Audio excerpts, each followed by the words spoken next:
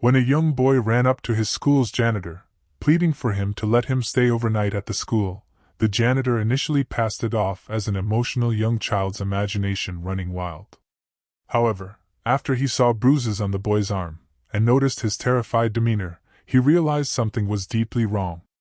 After alerting the boy's teacher, a race against time to save the boy from his abusive home began. This was a story of bravery, resilience, and the relentless fight for justice. Before we dive in, let everyone know where you're watching from, and if you believe the truth should always come to light, be sure to like and subscribe for more. Evan was only 11 years old when he arrived at Northbridge Academy. The school itself was an old brick building situated near the outskirts of a small but bustling town. It was surrounded by gently sloping hills on one side and a well-tended community park on the other. In autumn, tall maple trees on the grounds turned brilliant shades of orange and red, making the entire campus glow in the afternoon sun. However, despite the picturesque environment, Evan often walked through the school's sturdy wooden doors with his shoulders hunched forward and his eyes cast downward. He moved like a child carrying an invisible weight. Mr. Durand, the school janitor, was one of the first people to notice him. Mr. Durand typically started his mornings by polishing the corridors or tidying up the halls before students arrived. He prided himself on maintaining a safe and clean environment where children could learn.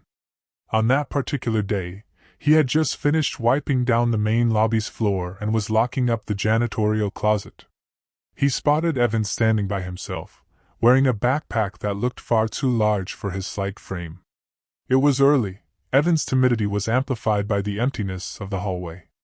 Though Mr. Durand offered a gentle smile, Evan's gaze flickered away. When classes began and the hallways filled with students rushing between rooms, Mr. Durand sometimes saw Evan quietly slipping from class to class. He rarely spoke to other children, and from what Mr. Durand could tell, he didn't have any close friends. The boy seemed always on the verge of folding in on himself, as though trying to become invisible. Yet, beneath that shy surface, there was a look in Evan's eyes, something that hinted he was not an entirely defeated child. There was a spark in the deep brown of his gaze, although it appeared on the brink of being extinguished. Mr. Durand was used to children occasionally coming to him with stories both real and imagined. In his time as a janitor, he had heard imaginative tales of hidden treasures under the school stairs, ghost sightings in the cafeteria, and bizarre rumors of a trapdoor leading to a secret passage. He treated all these stories with the same polite kindness. Children were often full of imagination, and he believed it was better to listen patiently rather than dismiss them outright. But the afternoon Evan came running to him, begging to stay at school overnight, was different from any childhood whim or game of make-believe. The day itself was overcast, the sky heavy with clouds that promised rain by dusk. Most students had gone home or were waiting in the pickup area for their rides. Mr. Durand was gathering loose paper strewn across the hallway, setting chairs back in place, and preparing for his usual after-school routine. He was thinking of finishing the gym floor cleaning a bit earlier than usual. That was when Evan came sprinting toward him, breathless, eyes red as though he had been crying in a corner somewhere. "Mr. Durand, please," Evan said, his voice trembling. Could I stay here tonight? I promise I won't make any noise." Mr. Durand looked up. He was used to hearing kids say they didn't want to go home for trivial reasons. Maybe they were in trouble with a parent for poor grades, or they were avoiding a sibling argument. He placed a reassuring hand on Evan's shoulder. Evan immediately flinched, shrinking away, and that was the first jolt that told Mr. Durand this was no ordinary request. The child's reaction was so strong that Mr. Durand felt an immediate pang of concern. "What's going on, Evan?" Mr. Durand asked, keeping his voice calm. "You can't stay at school overnight, buddy. Why would you even want that?" I just don't want to go home," Evan murmured. "It's safer here." Mr. Durand's brow furrowed. His first instinct was to assume that Evan was exaggerating. But then he noticed a dark bruise on the boy's forearm, half hidden beneath the sleeve of his sweater. 1,000 possibilities shot through Mr. Durand's mind. Maybe it was from gym class, maybe the boy had fallen on the playground. But the way Evan was looking at him with panic in his eyes, seemed to suggest otherwise. "Evan, did something happen?" he asked softly. Evan looked around, as though afraid someone else might hear. I can't go back. Please. Let me stay. I'll sleep anywhere. I'll sleep in the broom closet. I don't care." Mr. Durand knelt down to Evan's level, lowering his voice. "Listen to me. If something is wrong at home, we need to tell someone. I can't just let you stay here, but we can figure this out, okay?" Tears threatened to spill from Evan's eyes, but he blinked them back with an impressive level of determination for an 11-year-old. He nodded, though his face was etched in fear. Without another word, Mr. Durand led him to the small office near the janitorial closet, where staff sometimes took breaks. He offered Evan a seat. The child visibly shook, even as he tried to hide it by folding his arms tightly across his chest. "Wait here," Mr. Durand said gently. "I'll get your teacher, or maybe the principal. We'll figure this out." Don't call my foster parents," Evan whispered. There was a terror in his voice that made Mr. Durand's heart sink. "I'm not going to call them. Not now," Mr. Durand promised, unsure of what else he could do in that moment. "I'll be right back." He walked briskly toward the main offices, mind racing. The hallway was almost empty. He saw Ms. Leary, one of the teachers who specialized in English literature for grades 5 and 6. She was closing up her classroom and preparing to head home. On a typical day, Ms. Leary had a cheerful disposition. She was often the one who lingered to help a struggling student, or refine her lesson plans. She held a stack of papers close to her chest as she turned off the lights. Catching sight of Mr. Durand's anxious expression, she raised a concerned eyebrow. "Is everything okay?" she asked, setting her papers down on a nearby desk. Mr. Durand exhaled, running a hand through his thinning hair. "I just found Evan. You know that quiet boy? 11 years old, short brown hair. Looks like he's carrying the weight of the world on his shoulders. He asked if he could stay here overnight." Ms. Leary blinked in surprise. "Stay here overnight? That's an odd request. Did he say why?" "Not in detail," Mr. Durand replied. "But he's terrified to go home. I saw a bruise on his arm. He begged me not to call his foster parents, so I can only assume." "Abuse," Ms. Leary finished for him, voice trembling slightly. She looked stricken. "I've had suspicions. He's so quiet, so timid. He flinches if you raise your voice even a little. I never wanted to jump to conclusions, but we need to deal with this carefully. Let's see if Mr. Halston is still here." They found Mr. Halston, who taught social studies, in the teacher's lounge. He was straightening up some chairs and tidying leftover coffee cups. Mr. Halston was tall, with a stern face softened by kindness in his eyes. His own past, though few at Northbridge Academy knew the details, had been peppered with hardships, and it had left him with a fierce compassion for vulnerable children. At the mention of Evan's situation, Mr. Halston immediately put down the cups he was holding and followed Mr. Durand and Ms. Leary to the small office where Evan was waiting. Evan sat in the chair, shoulders trembling slightly, eyes fixed on the floor. When Mr. Halston and Ms. Leary entered, he didn't look up until Mr. Durand quietly introduced them. Then Evan glanced up, his expression rife with anxiety. He recognized Ms. Leary from class, but he hadn't spent as much time with Mr. Halston, given that Evan's schedule didn't always overlap with his. Still, the presence of two caring adults was simultaneously comforting and terrifying. "Evan," Ms. Leary said softly, approaching him. "We're here to help. But we need to know what's going on." Evan swallowed hard, his voice quaking. I can't go back there. It's so bad, Ms. Leary. I can't." He trailed off, tears welling up in his eyes. Ms. Leary gently placed a hand on the back of the chair, giving him space but also silently conveying support. Mr. Halston crouched down so that he was at eye level with Evan. "Look, son, we believe you," Mr. Halston said softly. "Whatever's happening with your foster parents, you need to know that we're on your side. You're not alone in this, okay?" Evan sniffled, offering a minuscule nod. "I'm sorry," he mumbled, as though he felt guilty for causing a fuss. "Don't be," Ms. Leary said. "Never apologize for asking for help. You did the right thing. I'll notify Ms. Keller," Mr. Halston added, standing up. "She's a social worker who's helped some of our students before.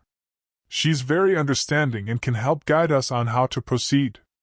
A flicker of fear crossed Evan's features again. I don't want them, Marcus and Elaine, to know I said anything.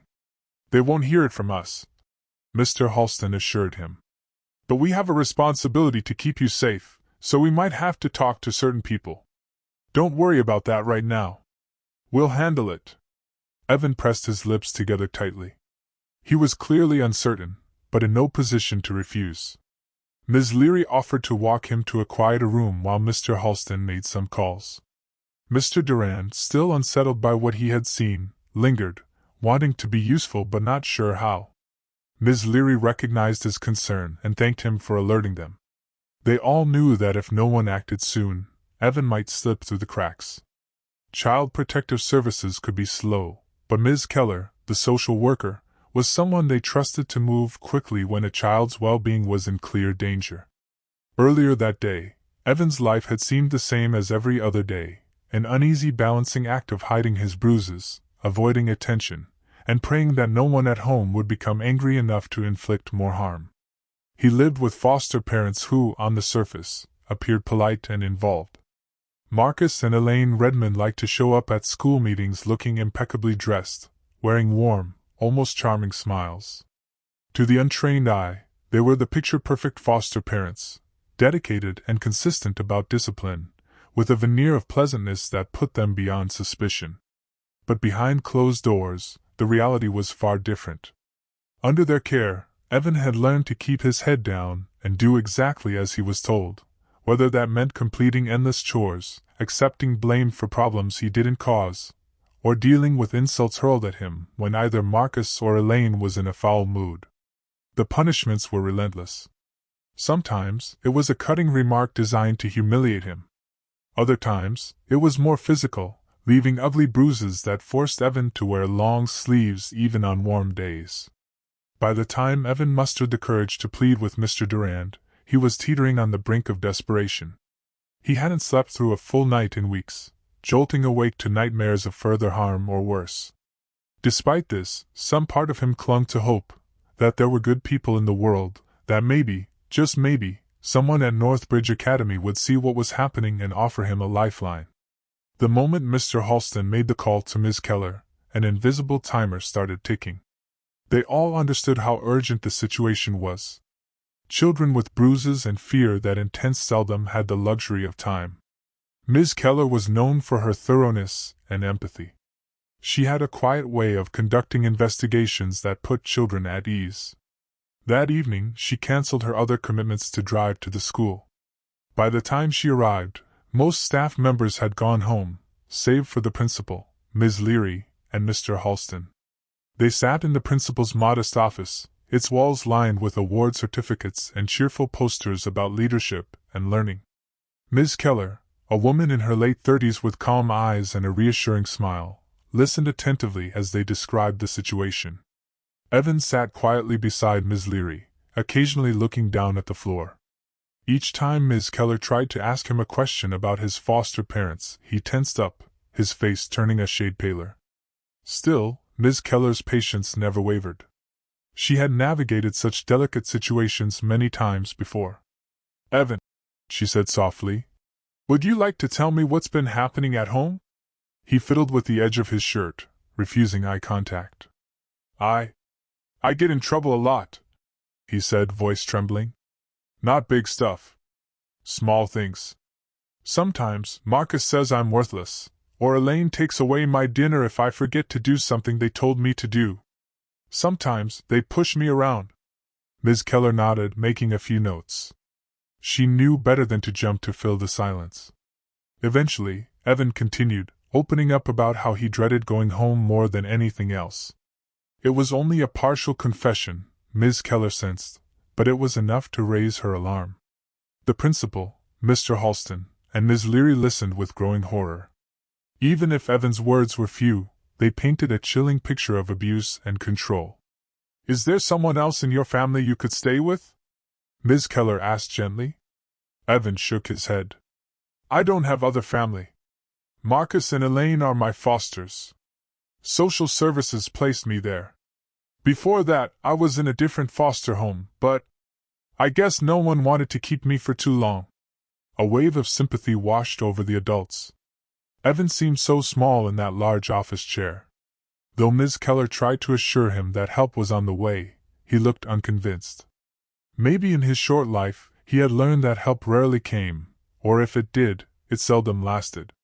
Nevertheless, Ms. Keller assured him that she would visit his foster home soon.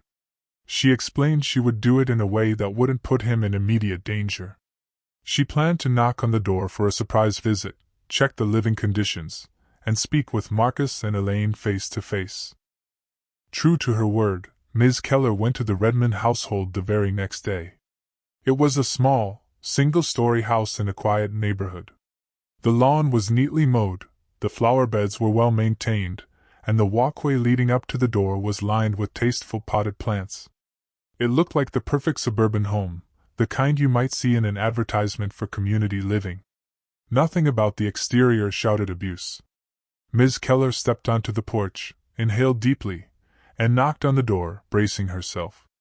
Elaine Redmond answered.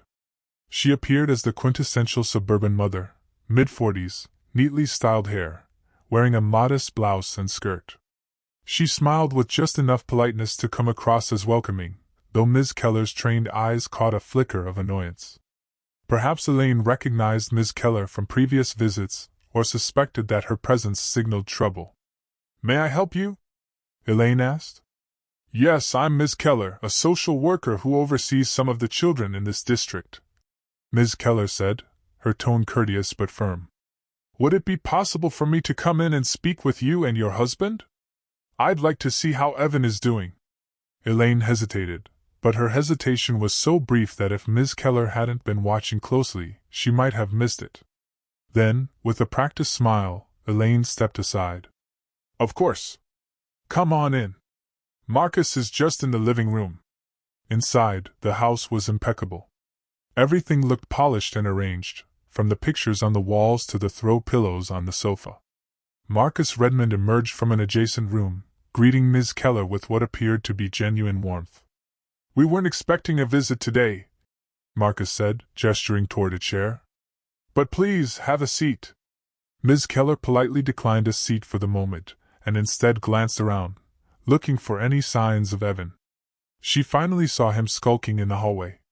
He offered her a nervous look before slipping out of sight behind a corner. Ms. Keller made a mental note of how fearful he seemed within the confines of his own supposed home. "So, to what do we owe the pleasure?" Elaine asked, sitting with her hands folded neatly in her lap.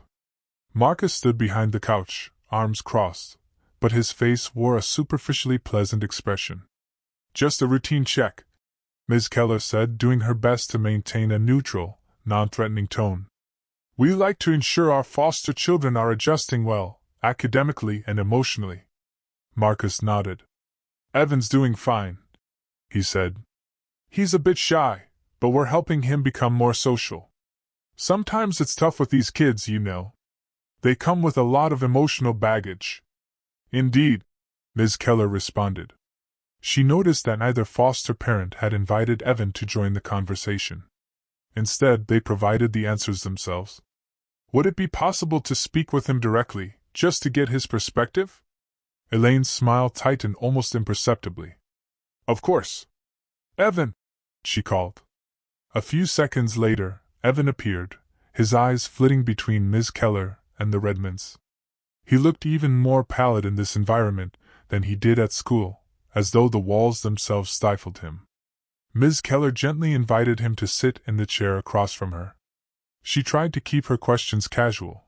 How was school going? Did he feel comfortable at home? Was there anything he wished were different? "Everything's okay," Evan said quietly, glancing nervously at Marcus and Elaine. I like school." Good, Ms. Keller said, watching him closely. She noticed the tension in his shoulders, the way he refused to meet Marcus's gaze. "And how are things here with your foster parents? Any concerns?" "No," Evan mumbled. "They take good care of me." Elaine beamed with a warmth Ms. Keller found unconvincing. "We do our best. He's such a bright boy, but he's had a rough past. We're working on giving him structure and discipline to help him succeed." Marcus nodded. "And we're always open to any resources or counseling the district can provide, just to help him adjust. We want the best for him, after all." Ms. Keller observed how Evan's hands remained clenched in his lap. Occasionally, his eyes darted up at Ms. Keller as though he were silently pleading for her to read the truth in his posture, in the faint bruises on his forearm. He was effectively cornered. If he said anything now, there would likely be retribution once Ms. Keller left. She felt the tension in the room as if it were a tangible force pressing on her chest. "Well," Ms. Keller said, keeping a courteous smile, "I appreciate your willingness to accommodate this visit. I may need to chat with you again in the near future. Is that acceptable?" "Of course," Marcus said smoothly. "Whatever you need." Ms. Keller made a few additional polite remarks before thanking them and heading out. As she turned away, she caught a final glimpse of Evan standing in the hallway. He was half hidden behind a doorframe, and his face was a silent plea. Ms. Keller left with a sinking feeling in her stomach. The outward courtesy in the Redmond household was meticulously crafted, but she had done enough visits in her career to sense the hostility simmering beneath polished facades. Evan's body language alone spoke volumes. She couldn't force him to speak out, but she knew this situation was far from over. The next few weeks at Northbridge Academy were marked by subtle changes in Evan's behavior. He remained subdued, rarely talking to other students, but teachers who paid close attention began noticing fresh bruises or signs of discomfort. Sometimes Evan would come to school wearing a scarf or an oversized sweater, even when the weather was mild. It didn't take much imagination to guess why. Mr. Halston, who had grown increasingly protective, tried gently to coax Evan into discussing his home situation. Evan would only shake his head, muttering a quick excuse about bumping into furniture or falling down during a weekend chore. Ms. Leary wrote small notes of encouragement on Evan's homework or quizzes, telling him how bright and capable he was. He would read them and smile faintly, as though each kind word was a fragile lifeline. Mr. Duran made a point of greeting Evan in the hallways, occasionally slipping him a granola bar or a piece of fruit, just in case the boy missed a meal at home. It was a small act of kindness, but for Evan, it was everything. These small gestures from caring adults kept him going. Ms. Keller, meanwhile, began collecting evidence. She followed up with phone calls to other professionals who had interacted with Evan, doctors who had noticed questionable bruises, a counselor from a previous foster placement who recalled Evan's fear of making mistakes. It was difficult work, as the Redmonds maintained a spotless public image. They attended community events, donated to local charities, and were generally viewed as upstanding citizens. Yet the more Ms. Keller dug, the more she found scattered testimonies that suggested a pattern of emotional and physical intimidation. She knew if Evan would only speak openly, everything could move forward faster. But forcing him to testify or give a statement he wasn't ready to make could backfire, both legally and for Evan's safety. A turning point came when Evan arrived at school one Monday with fresh bruises on his neck and wrists. The physical evidence was too glaring for any staff member to ignore. During homeroom, Ms. Leary gently pulled him aside and asked if he needed medical attention. Evan insisted he was fine, but his voice trembled. She immediately notified the principal, who called Ms. Keller and demanded urgent action. Within the day, Child Protective Services was involved, and a decision was made that the risk to Evan was too high to leave him in the Redmonds' home any longer. The removal happened on a Wednesday afternoon. 2 CPS officials arrived at the school to escort Evan to a temporary shelter while the investigation continued. Evan was trembling from head to toe, uncertain if this was truly for his own good, or if he would be blamed for betraying his foster parents. Despite the heartbreak of being uprooted yet again, he stood straighter than usual as he walked out of the school, flanked by the officials. It was as though some part of him recognized that no matter how scary the unknown might be, it had to be better than returning to a place where bruises and fear were daily occurrences. The Redmonds were furious. Marcus stormed into the principal's office the next morning, demanding an explanation. His indignation sounded so convincing that had people not been aware of the bruises, they might have believed he was a concerned father wrongly accused. Elaine played the role of a devastated mother, tearfully claiming that Evan was a troubled kid who made up wild stories. Their performance was so polished that some staff members, who didn't know Evan well, began to question the boy's account. But the principal, Ms. Leary, and Mr. Halston stood firm, citing the visible injuries as proof that something was deeply amiss. At the shelter, Evan felt overwhelmed. A drab, institutionalized environment greeted him, a stark contrast to the halls of Northbridge Academy where, at least, teachers offered smiles and words of kindness. He was taken to a small dorm-like room with gray walls and a single window that faced an empty lot. The bed was stiff, the blankets coarse, and he could hear the sounds of other distressed children echoing through the thin walls. Loneliness wrapped around him like a suffocating blanket. He had no one to talk to, no sense of permanence, and a gnawing fear that the Redmonds would come for him in some capacity, either to force him back or to punish him for speaking up. It wasn't long before the harsh realities of foster care bureaucracy caught up with him. He overheard staff discussing how he might be moved to yet another foster home if the Redmonds were formally charged, or worse, if the investigation found nothing substantial, he could be returned to them. In Evan's mind, that possibility was a fate worse than staying in the shelter. After a week of restless nights, Evan reached a breaking point. One evening, he slipped out of the shelter's back door. Security was minimal, as the facility generally trusted the children to abide by curfew and rules, and the staff were overworked and understaffed. Evan dashed into the night, carrying nothing but a small backpack of clothes. The sky was a brilliant tapestry of stars, but Evan was too terrified to appreciate them. He knew he had nowhere to go, no money, and no plan. Yet staying put felt akin to walking back into the Redmonds' clutches, and that fear propelled him forward.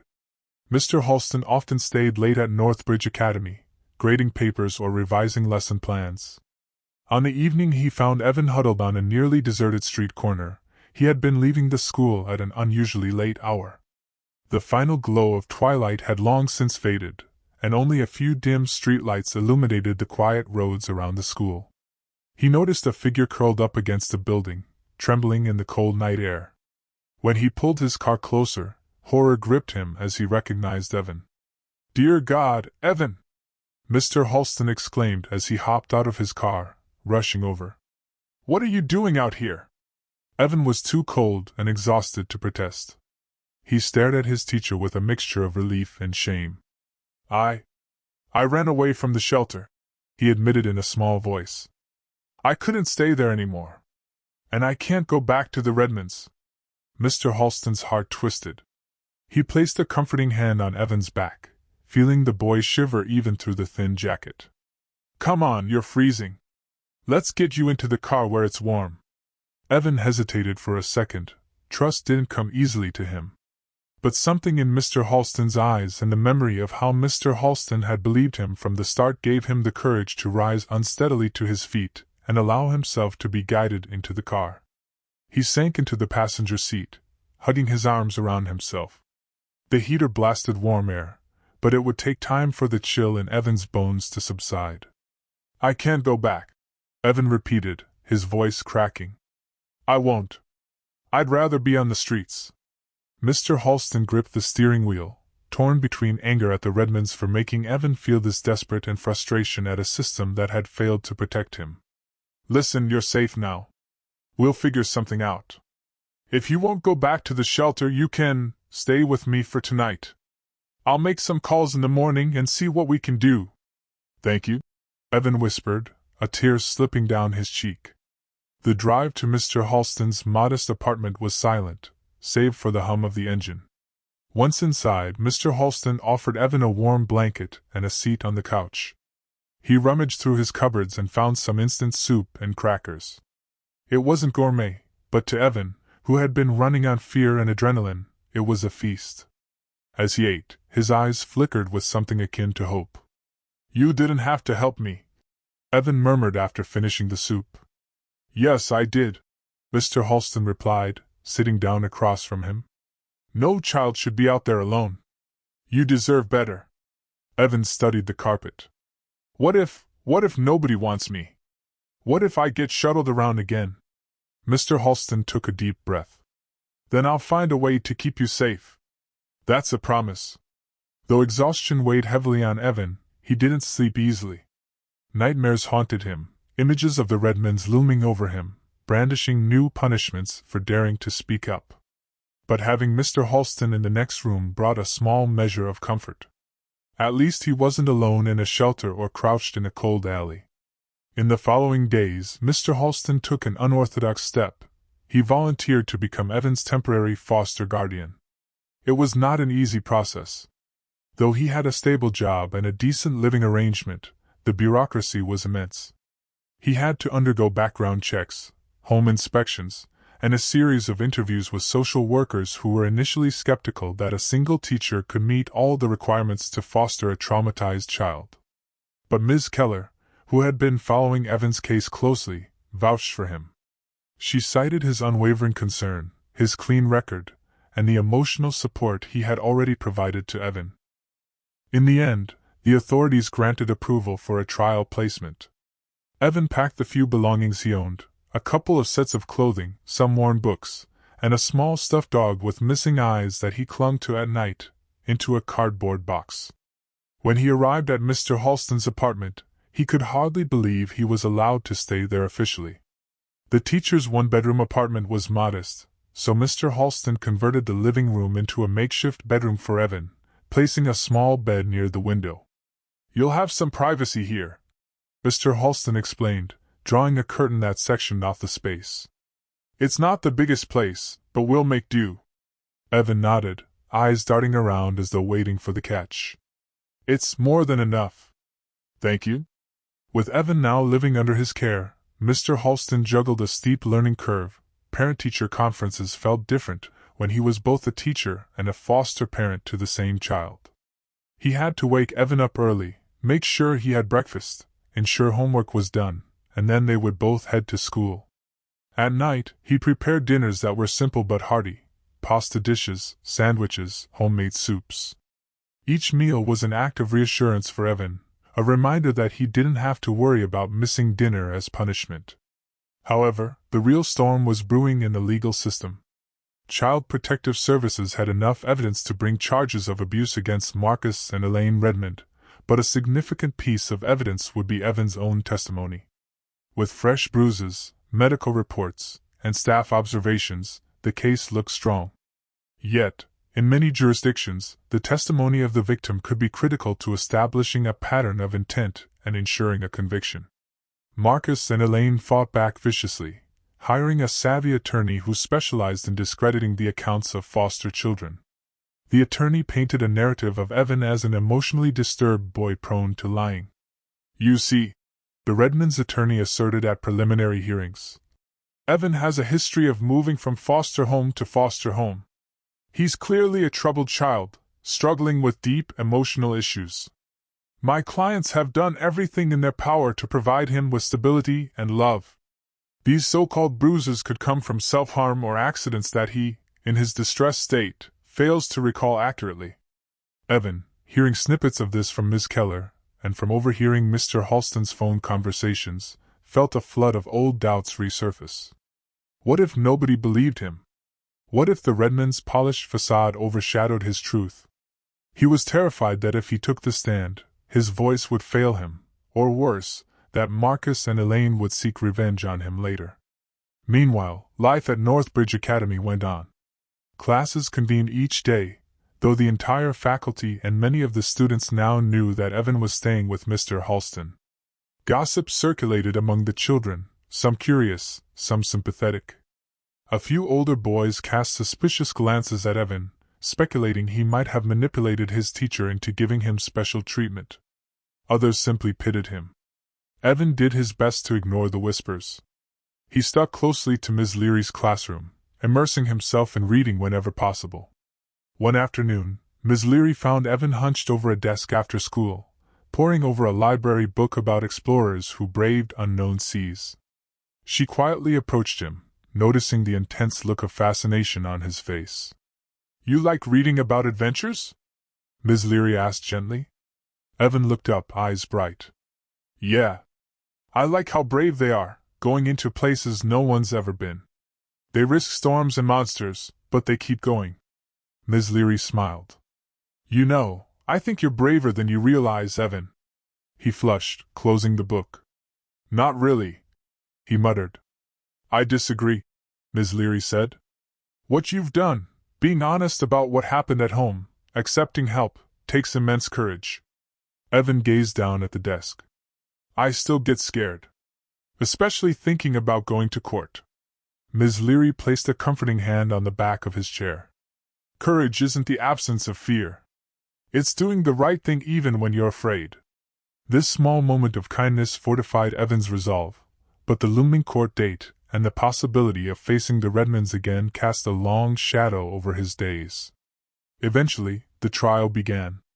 Lawyers, social workers, teachers, and medical professionals testified. Evan sat in a waiting room, feeling as though an invisible hand was gripping his heart. Ms. Keller was by his side, as was Mr. Halston, who had to juggle his teaching schedule to be present. The atmosphere was austere. The courthouse featured tall ceilings, echoing corridors, and a maze of rooms. People in formal attire bustled about, carrying briefcases and case files. Evan felt incredibly small in such a place. On the day he was supposed to testify, he froze. He couldn't do it. When the time came to call him to the stand, he broke into uncontrollable tears, shaking his head and gripping the sides of his chair. No amount of coaxing or gentle words could dislodge his terror. He pictured the Redmonds, with Marcus's stern glare and Elaine's razor-sharp smile, waiting to dismantle his every statement. The fear was paralyzing. The judge, seeing the child's distress, agreed to postpone Evan's testimony. Marcus and Elaine's attorney smirked, whispering something to them. The Redmonds exchanged triumphant glances, as though sensing they had found a crack in the prosecution's armor. Without Evan's direct testimony, much of the case rested on circumstantial evidence and the accounts of other witnesses.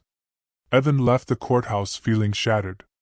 It seemed like his inability to speak up might allow the Redmonds to worm their way out of consequences.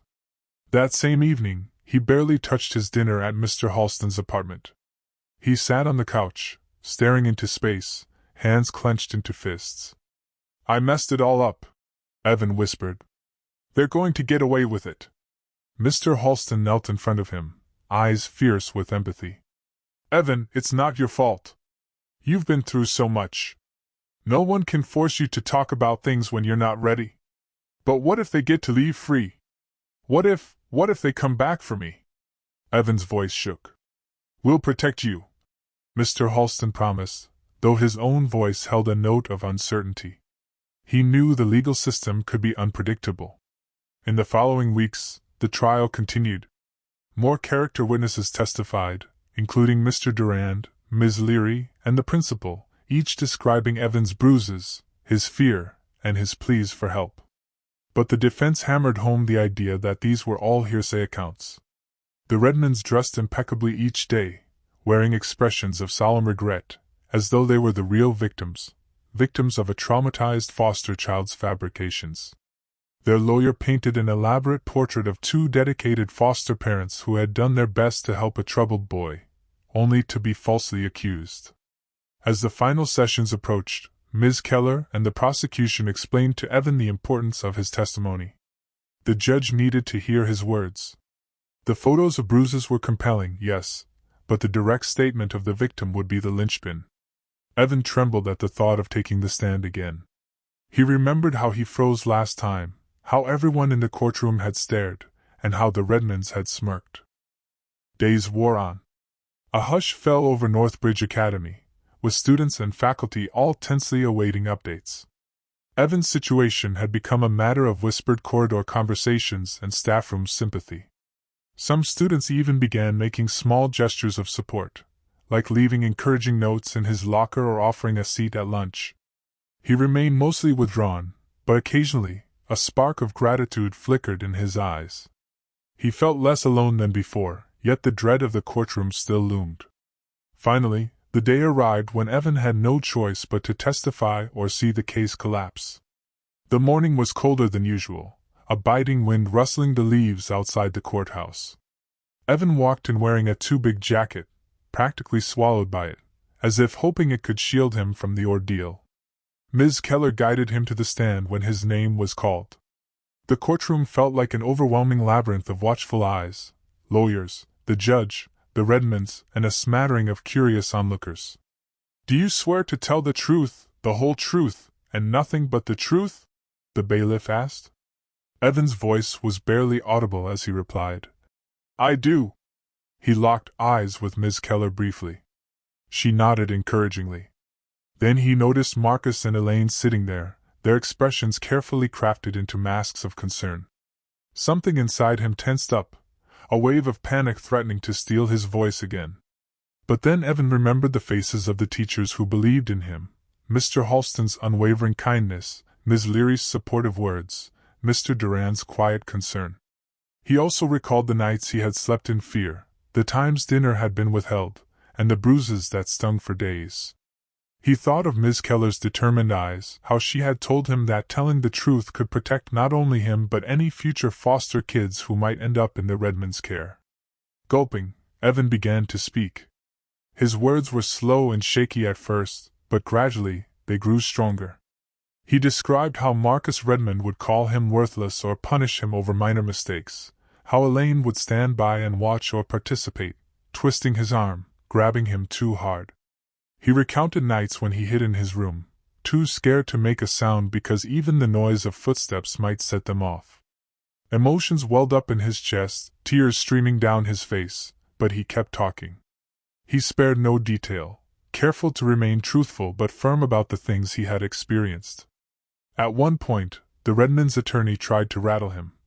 "Evan, is it not true that you often break items around the house or fail to do your chores, resulting in perfectly reasonable consequences that you might be misconstruing as abuse?" Evan swallowed. His face burned with fear, but he answered quietly, "I tried to do all my chores. If I broke something, it was usually an accident. But they would scream at me for being useless, and sometimes they'd hurt me. That's not reasonable." The attorney pressed on, but each question only made the Redmonds look more defensive. Finally, near the end of his testimony, Evan's voice broke with raw emotion. He glanced at Marcus and Elaine, who stared back, one with false pity, the other with suppressed rage. Summoning all the strength in his small frame, Evan pointed a trembling finger at them and said, "They hurt me." In the hush that followed, it was as though the entire courtroom held its breath. The judge, stoic until that moment, seemed moved by the boy's sincerity. Ms. Keller gave an approving nod, tears shining in her eyes. Marcus and Elaine exchanged worried looks, as though realizing their carefully woven tapestry of lies might finally be unraveling. Evan had found his voice, and with it, he carried the weight of every bruise, every harsh word, and every sleepless night. Once Evan's testimony was complete, the prosecution rested its case. The defense tried to discredit him, pointing out small inconsistencies, like the exact dates of certain incidents or confusion in Evan's timeline. But the emotional weight of his testimony, combined with physical evidence, medical records, and the testimonies of teachers and Ms. Keller, proved overwhelming. Marcus and Elaine were found guilty of child abuse and neglect. The court proceedings, however, didn't erase the fear etched in Evan's heart. Even as the jury pronounced them guilty, he could not shake the dread that they might still find a way to strike back. "I don't think they'll let it go," he confided in Mr. Halston later that evening. They were back at the teacher's apartment, which was slowly becoming a real home for Evan. "They hate me now," Mr. Halston tried to reassure him. "They'll be facing sentencing soon, and the judge is not going to go easy on them." "You did the right thing." Evan nodded, but he slept fitfully that night. He dreamed of doors creaking open in the darkness, of footsteps in the hallway, of hands pulling him out of bed. He woke up in a cold sweat more than once, each time taking a moment to remember he was safe in Mr. Halston's apartment. The teacher had even bought him a small night light, but Evan sometimes still felt swallowed by the shadows of his past. In the weeks that followed, the sentencing hearing loomed. The Redmonds' convictions were certain, but the length of their imprisonment was not. The district attorney pushed for a substantial sentence, arguing that their crimes were premeditated and cruel. Meanwhile, the defense attempted to negotiate for leniency. Evan tried to keep busy with school and therapy sessions that Ms. Keller had arranged, but the gnawing anxiety didn't fully recede. During this tense period, legalities surrounding Evan's permanent placement also moved forward. Given the severity of the abuse, he would not be returning to the Redmonds. The question was, would he remain in Mr. Halston's care or be placed with another foster family better equipped to handle the complexities of his trauma? A caseworker came to evaluate Mr. Halston's home life, finances, emotional capacity, and readiness to be a long-term guardian. More than once, Ms. Keller advocated on Mr. Halston's behalf, detailing how Evan had thrived under his guidance and how uprooting him again might do more harm. Evan overheard parts of these discussions and felt torn. On one hand, he wanted to stay with Mr. Halston more than anything. Yet, on the other, he feared that if he dared to hope, the system might tear him away and place him in another temporary home. "You really want me here?" Evan asked one evening, eyes searching Mr. Halston's face. "I do," Mr. Halston said. "But I also want what's best for you. The officials might decide otherwise, but know that I'll fight to keep you safe." Evan glanced at his ragged stuffed dog on the bed. "No one's ever really fought for me before. It's nice." Marcus and Elaine's sentencing hearing approached amid a swirl of rumors. Some speculated that they might be given house arrest. Others thought they would get several years behind bars. One thing was clear: the Redmonds were livid about the outcome of the trial. Ms. Leary heard from a friend that Elaine had been overheard cursing the day they took Evan in. Mr. Durand even caught wind of a rumor that the Redmonds had threatened to take matters into their own hands. The staff grew uneasy, but no one wanted to alarm Evan without solid evidence. Eventually, the court handed down the verdict. Marcus and Elaine Redmond were sentenced to prison. It wasn't a life sentence, but it was severe enough that they would be behind bars for a considerable length of time. Evan took a shaky breath of relief when he heard the news. The first, biggest battle was over. He was free from their grasp. For a moment, it felt like a new dawn. That sense of relief lasted precisely 2.5 weeks. It was a quiet night when all illusions of safety were shattered. Evan had grown comfortable enough at Mr. Halston's apartment that he sometimes dozed off on the couch while reading. The city outside the window glowed with streetlights and the occasional passing car. Most nights, the building remained peaceful, a sanctuary of sorts. Then, around midnight, Evan was jarred awake by the sound of glass shattering. He jerked upright, heart pounding. Dim light filtered through the curtains, illuminating a silhouette at the broken window. Confusion and terror collided in Evan's mind. This couldn't be happening. Marcus and Elaine were supposed to be behind bars. Another figure burst through the front door, having forced the lock. The chain that Mr. Halston always used to secure the door hung broken. In a matter of seconds the intruders were inside, moving with stealthy precision. Evan bolted upright, breath ragged. He could see them now, Marcus and Elaine, their faces contorted with desperate fury. Marcus had a menacing glare, while Elaine's eyes flitted around the apartment like a cornered predator. Evan's scream lodged in his throat as he tried to scramble away. "Grab him!" Marcus hissed. Evan felt a vice-like grip on his arm as he tried to run. He kicked, flailed, doing everything in his power to break free. The noise awakened Mr. Halston, who rushed out of his bedroom in a panic. He barely had time to process what was happening before Marcus shoved him aside, sending him crashing into a bookshelf. Dazed, Mr. Halston fought to regain his footing, but Elaine threatened him, telling him that if he tried anything else, they would make Evan pay for it. Evan screamed, "Mr. Halston, help! Evan!" Mr. Halston shouted back, staggering to his feet. He lunged for Marcus, but the man twisted, blocking him again. Elaine dragged Evan toward the door. In the frenzied chaos, Marcus struck Mr. Halston in the ribs, causing him to double over in pain. "We're taking him," Marcus growled. "And if you try to follow us, you'll regret it." Shoving a stunned Mr. Halston away, the Redmonds fled with Evan into the night.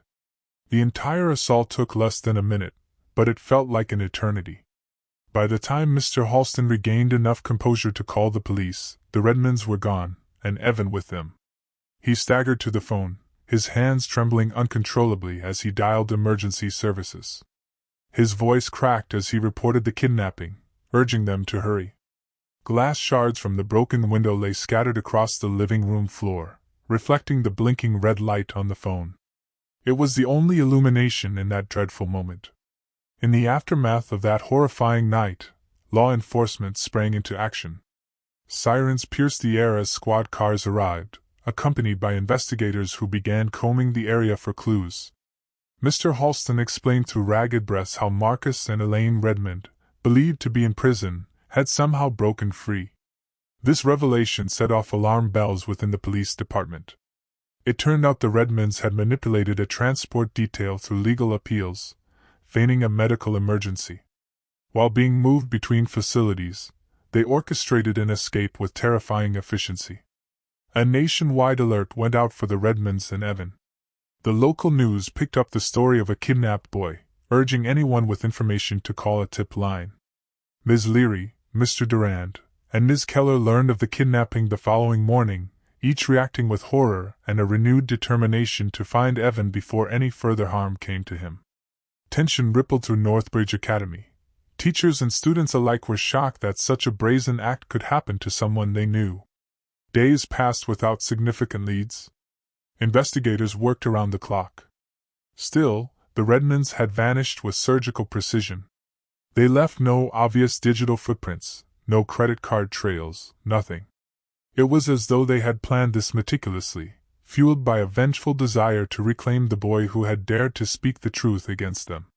For Evan, the ordeal was a waking nightmare. He found himself in the back seat of a borrowed car, bound and gagged at first so he wouldn't scream. Marcus and Elaine spat cruel words at him, accusing him of destroying their lives. Elaine's voice shook with unhinged rage, while Marcus seethed in icy silence. Every mile they drove away from the city felt like another layer of safety peeled away from Evan's soul. Eventually, they arrived at a dilapidated cabin in a remote area, well outside state lines. The place smelled of mildew and abandonment, with broken windows patched up by rotting planks of wood. Inside, it was bare except for a worn mattress and a small table. The Redmonds tied Evan's hands to a chair, ignoring his whimpers. They seemed desperate, cornered. Marcus paced around, muttering curses under his breath, while Elaine glared at Evan with a hatred that chilled him to the bone. "You did this to us," she hissed. "Do you realize what we've lost because of you?" Evan couldn't speak at first, too paralyzed by terror. His wrists throbbed where the rope cut into his skin. Every time he managed to find his voice, Marcus would snap at him to be quiet. Over the next 4 days, the Redmonds kept him captive in that rundown hideaway. They forced him to sleep on the cold floor, allowing him only minimal food and water. The nights were the worst, with the wind whistling through the broken windows and the darkness amplifying every fear he'd ever had. Occasionally, he thought he heard animals outside, coyotes or stray dogs rummaging. But inside, the real monsters were his captors. Elaine tried to call a distant relative, presumably seeking some safe harbor or a plan to flee the country. Marcus's temper flared dangerously whenever he discussed their next moves. They both took turns spewing vitriol at Evan, blaming him for their predicament. Yet an undercurrent of panic ran through their every action. They knew the authorities would be searching. Evan clung to a single hope: eventually, someone would find them. Mr. Halston, Ms. Keller, the police, somebody had to be out there, looking. It was this thought that kept him from succumbing entirely to despair. Back at the police station, investigators were hitting dead ends. That was when federal authorities stepped in, triggered by the child abduction that had crossed state lines. A specialized team arrived in unmarked vehicles, scanning through phone records and interrogating known associates of the Redmonds. They pieced together the ruse behind the medical transport and retraced the couple's possible routes. Mr. Halston was nearly inconsolable. His guilt consumed him, replaying the scene of the kidnapping on an endless loop in his mind.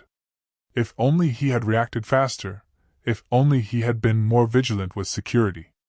Ms. Leary and Mr. Durand tried to reassure him that there was nothing more he could have done, but the self-reproach lingered. Ms. Keller led the charge from a social services standpoint. She gathered every file, every detail about the Redmonds' acquaintances, distant relatives, or even rumored connections. Finally, a tiny clue emerged. Elaine had once mentioned a certain county in a neighboring state where an aunt used to own property.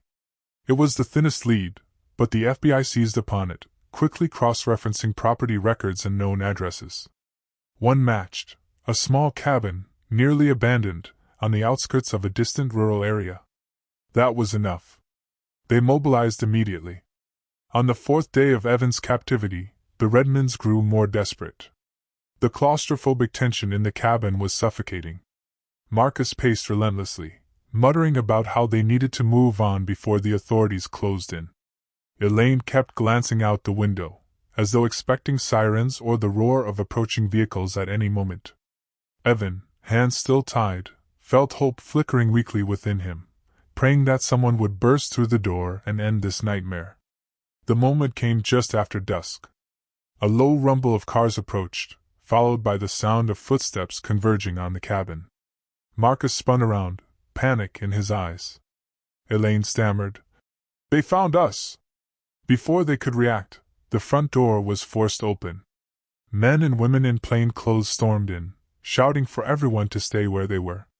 An agent swiftly tackled Elaine to the ground. Marcus, eyes wild, grabbed Evan in a desperate move, trying to use him as a shield. "Stay back!" Marcus hissed, his voice cracking. "Or I'll—" He never got to finish the threat. One of the agents lunged forward, subduing Marcus in a swift move. Within seconds both Redmonds were pinned down. Evan, gasping for breath, collapsed into a sobbing heap as an agent rushed to untie him. The sense of relief was so intense that he felt his entire body trembling, as though the fear still coursed through every nerve. "It's okay," the agent told him in a calm voice. "You're safe now." Despite the rescue, Evan was far from untouched by the trauma of those 4 days. He had barely slept, and each moment had pressed deeper scars into his psyche. The FBI team escorted him to a nearby hospital for a checkup and, once cleared, helped arrange his return to Mr. Halston. When Evan finally saw Mr. Halston again, the boy broke down, his composure crumbling. Mr. Halston pulled him into a gentle embrace, tears in his own eyes. "I'm so sorry," Mr. Halston whispered, his voice shaking with pent-up guilt. Evan clung to him, sobbing. I was so scared. I thought I'd never." "You're safe now," Mr. Halston said over and over, as if repeating it would make it undeniably true. Elaine and Marcus Redmond were taken away, this time under far more vigilant custody. The authorities charged them with additional crimes, kidnapping, assault, and a list of related offenses. Prosecutors vowed that this time, their prison sentences would be significant enough to ensure they could not threaten Evan ever again. What followed was a period of slow, painstaking healing. Evan returned to Mr. Halston's apartment, but sleep came with difficulty. He startled at small noises, checked the windows compulsively, and often found himself overwhelmed by flashbacks. Therapy sessions with a dedicated counselor, arranged by Ms. Keller, became a weekly necessity.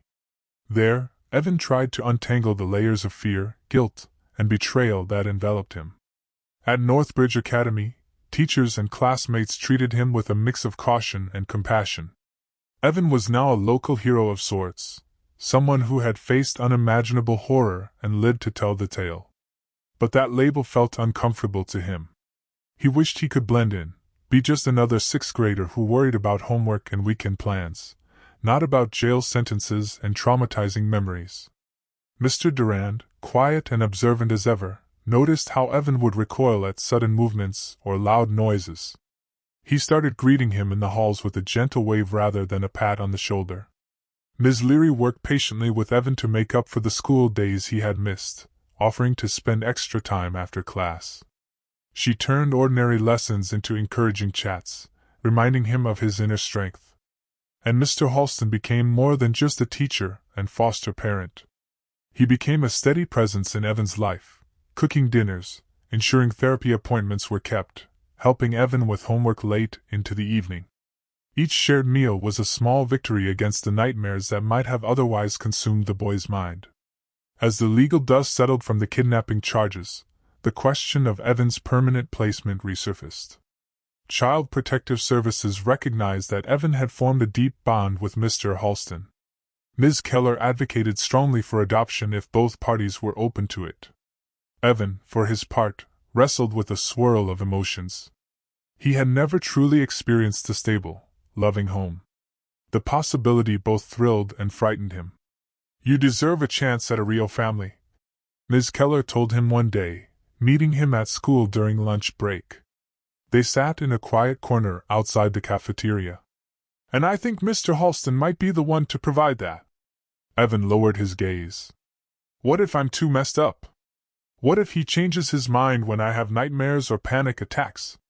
Ms. Keller shook her head gently. "Families work through things together. I've seen how he cares for you. I don't think he'll ever give up on you." A flicker of hope lit Evan's eyes. "Do you think, if I asked him, he'd really adopt me?" "I do," Ms. Keller said. "But it has to be something you both want. I'd encourage you to talk to him about it." That evening, Evan mustered all his courage to bring up the subject. The two were seated on the couch, finishing up a history assignment about early civilizations. Evan's leg bounced nervously, and he fiddled with the corner of the textbook. "So, Ms. Keller said something about adoption," Evan began, voice barely above a whisper. Mr. Halston set down his pen, turning his full attention to Evan. "She did she? What do you think about that?" Evan swallowed, his mouth suddenly dry. I like living here. With you. You're kind, and I finally feel safe most of the time. Would you? Do you ever think about making this permanent?" A warm smile spread across Mr. Halston's face, though his eyes glistened with emotion. He gently placed a hand on Evan's shoulder. "I've thought about it a lot, actually. The moment I realized how much I worried for you, how much I wanted to protect you, I knew I cared about you like a parent. If adoption is something you want, I'd be honored." Evan's breath caught in his throat. A swirl of relief, joy, and still a tiny kernel of fear coursed through him. "I do want it," he said softly. "I really do." And just like that, a new chapter in their lives began to take shape. The official paperwork took time, of course, background checks, home studies, countless forms. But with Ms. Keller's guidance, the process moved steadily forward. Each new form that Mr. Halston signed represented a promise to Evan, to be there, to keep him safe, to give him the family he had never truly known. The Redmonds, meanwhile, were handed harsh sentences for the kidnapping, compounding their original convictions for abuse. They were incarcerated in a secure facility, and authorities assured Evan that any further attempts to contact him would be strictly prohibited. The knowledge that they were behind bars for good lifted a crushing weight from his life, though the emotional scars remained. At times, Evan dreamed of the cabin, woke up sweating and disoriented, only to feel Mr. Halston gently reassuring him. At school, he sometimes panicked at sudden noises or slammed doors, but therapy helped him develop coping strategies. Slowly, he began to trust the world again, inch by painstaking inch. About a month after his rescue, Evan found himself at the kitchen table in Mr. Halston's apartment, which was now feeling more and more like a real home. It was dinner time, and the two had just set plates of steaming pasta on the table. A small vase of flowers sat in the center, an unassuming but touching detail that warmed Evan's heart. The official adoption had just been finalized days earlier, making it the first dinner they shared as a legal family. Evan looked across the table at Mr. Halston and said, "Thank you for everything." Mr. Halston reached out and gave Evan's hand a gentle squeeze. "You don't have to thank me, son. he replied, voice filled with emotion. "I'm the lucky one here. Now let's eat before it gets cold." They chatted about school, about upcoming weekend plans, and about how Ms. Leary was organizing a reading club for interested students. The conversation flowed with an ease that felt surreal to Evan. He realized that, for the first time in his life, he was enjoying a meal without the weight of dread pressing down on him. In that quiet moment, as they clinked forks against plates and shared the simple comfort of each other's company, the horrors of his past felt a little more distant. Yes, the scars remained, both emotional and physical, but they no longer defined him. He now had the promise of a stable, loving home, and it made the future look infinitely brighter. In the weeks and months that followed, Evan's life took on a different texture. There were doctor's visits to assess and treat lingering injuries, therapy appointments to navigate PTSD, and countless nights of gentle reassurance from Mr. Halston whenever nightmares crept in. Through it all, a sense of hope glimmered. Evan joined a few clubs at school, tentatively reaching out to classmates, forging the beginnings of friendships. He still struggled with self-confidence, sometimes doubting whether he truly deserved the kindness shown to him. But each day offered new proof that the darkest chapters of his life need not dictate the entire story. Teachers continued to offer support.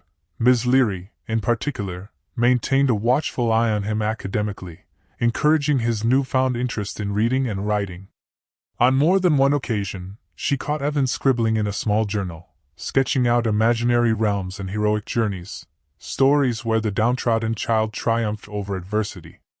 Evan was not naive enough to believe that his hardships were fully behind him. Some nights, the old panic returned, triggered by the memory of Marcus's sneer or Elaine's hateful words. But now, each morning brought him the warmth of a safe home and the knowledge that he had people on his side. Slowly but surely, the world was opening up for him, revealing possibilities and joys he had never thought he would experience. And so, life went on. The fear that had once hung in every corner of Evan's mind began to dissipate, replaced by a cautious optimism. The unwavering support from Mr. Halston, Ms. Leary, Mr. Durand, and Ms. Keller formed a network of care that prevented him from falling back into despair. Each milestone, like passing a math test, joining classmates for a game of soccer during recess, or simply laughing at a funny movie, became a testament to his healing. He was forging a new identity, one not solely defined by abuse or tragedy, but by perseverance and, ultimately, love. On a quiet evening a month after his kidnapping ordeal, as the city lights glimmered outside the apartment window, father and son sat down to dinner. The aroma of freshly baked bread and simmering soup enveloped them, a comforting reminder of how far they had come. The conversation meandered from the day's events at school to the latest book Evan was reading. A gentle sense of peace permeated the room, a counterpoint to the raging storm of chaos and terror that had once threatened to engulf Evan's life. He might never forget the horrors of his past, but those memories no longer held him captive. Surrounded by understanding teachers, a compassionate social worker, and a foster father who had become something much more, Evan finally felt what it meant to be home. Thanks for watching till the end. If you enjoyed the story, give this video a like if you haven't already, and subscribe for more.